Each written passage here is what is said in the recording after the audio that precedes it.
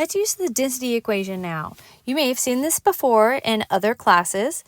Density is equal to mass over volume. And it describes how much space something occupies. You might think of a dense forest. So if you looked at from the top, a dense forest would have all of the trees really closely spaced together. That's what a dense substance is. It has a ton of atoms that are very, very closely spaced.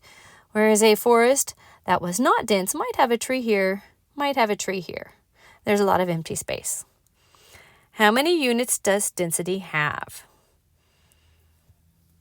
Density is a mass and a volume, so it has both of those units in it. Grams per, and now this can change. It can be grams per liter. It can be grams per milliliters. It can be grams per cubic. We'll talk about why it can be cubic, but we know that's a type of volume. It can even be kilograms per liter. So it's very important to read a problem so that you're really comfortable with it.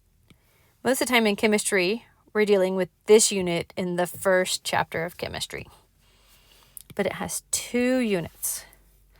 So you already measured the volume of the objects earlier. For this, remember, up above, we had figured out that it was 4.0 milliliters. That was the volume, and this is the mass.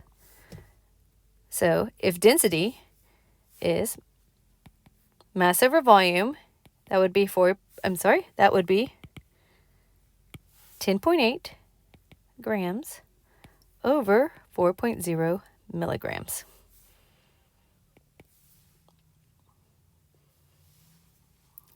Ten point eight divided by 4.0.